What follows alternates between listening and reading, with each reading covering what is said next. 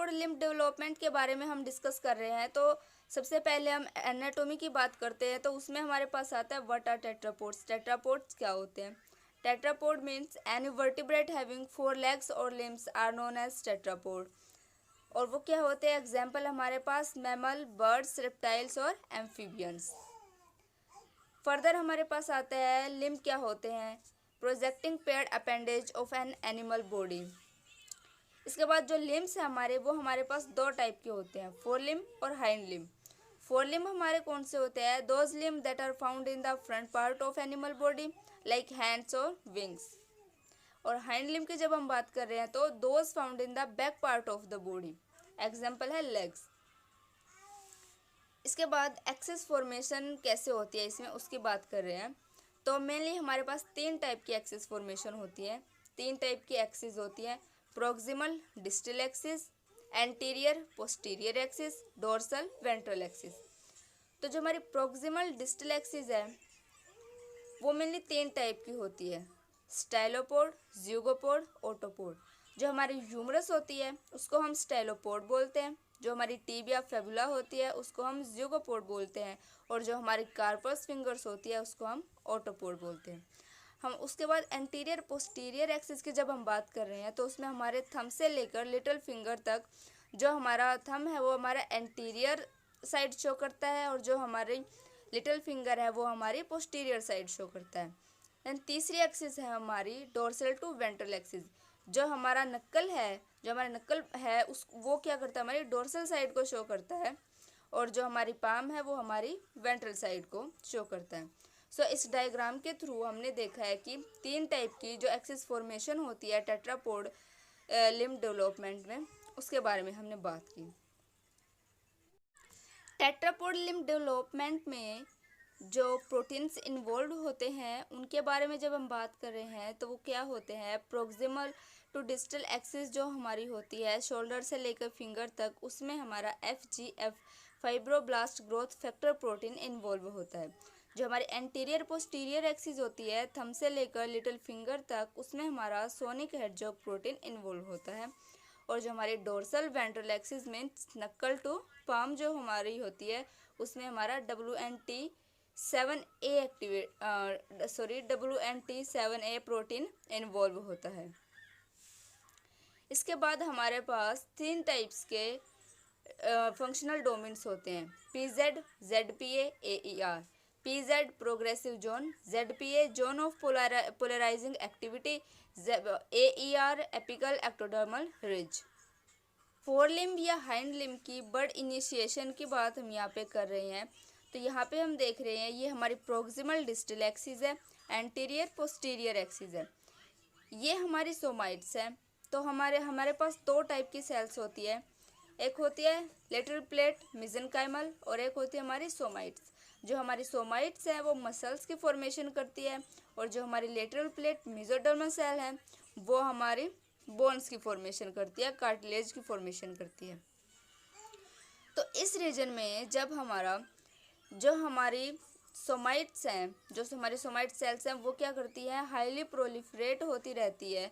तो उस रीजन को हम PZ मतलब प्रोग्रेसिव जोन बोल देते हैं। और जब ये हाईली प्रोलिफरेट होती रहती है तो जो हमारा एक्टोडर्म रीजन जो है वो हमारा थिक हो जाता है और उसको हम AER बोल देते हैं।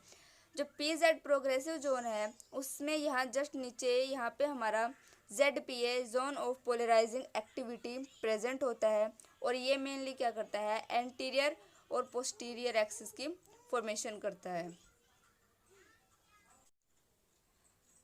हमने टेट्रापोड्स क्या होते हैं, लिम्ब्स कितने टाइप्स के होते हैं, एक्सिस फॉर्मेशन कौन कौन सी होती है, इस डायग्राम के थ्रू वो हम डिस्कस कर चुके हैं। और हमने जो क्या होते हैं प्रोटीन कौन कौन से इन्वॉल्व होते हैं एक्सिस फॉर्मेशन में, और लिम्ब बर्ड का इनिशिएशन कैसे होता है वो देख चुके हैं। तो अब हम क्या कर रहे हैं? स्पेसिफिकेशन मॉडल देख रहे हैं फोर लिम्ब का। फोर लिम्ब की बर्ड का इनिशिएशन जब हम यहाँ पे देख रहे हैं तो क्या होता है? जो हमारा मेसोडर्म है उसमें रेटिनोइक एसिड जो है वो हाई कंसंट्रेशन में प्रेजेंट होता है।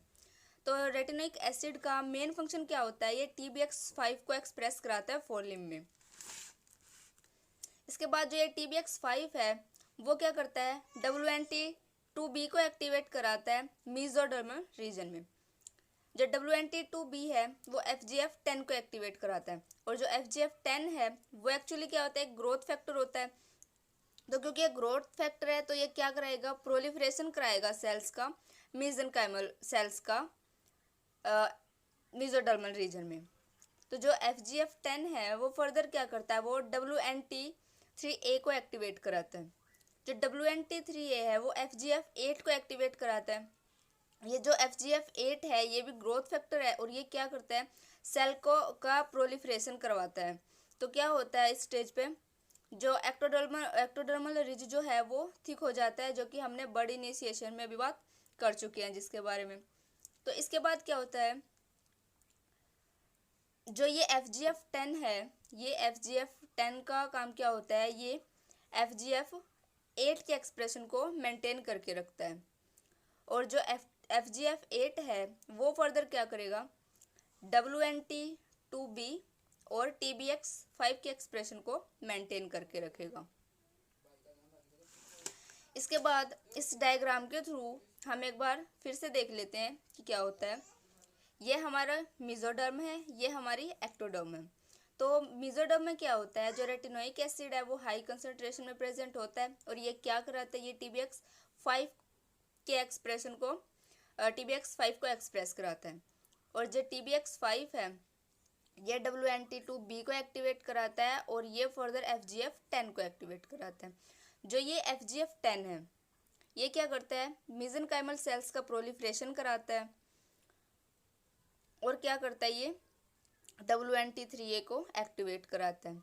अब ये WNT3A है ये क्या करता है, FGF8 को एक्टिवेट कराता है, और जो ये FGF8 है ये क्या करता है, ये भी सेल्स को प्रोलिफरेट कराता है। और जो AER है वो हमारा, जो ये एक्टोडर्मल रिज है ये हमारा थिक हो जाएगा, क्योंकि इसमें FGF8 के एक्सप्रेशन से ग्रोथ फैक्टर के क्या हो रहा है, यहाँ पे प्रोलिफरेशन हो रहा है सेल्स का, और एक्टोडर्मल रिज है वो थिक हो जाएगा।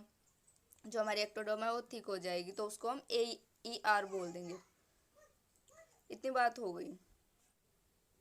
तो इस तरह क्या होता है, हमारी जो फोर लिम्ब की बड का इनिशिएशन हो जाता है।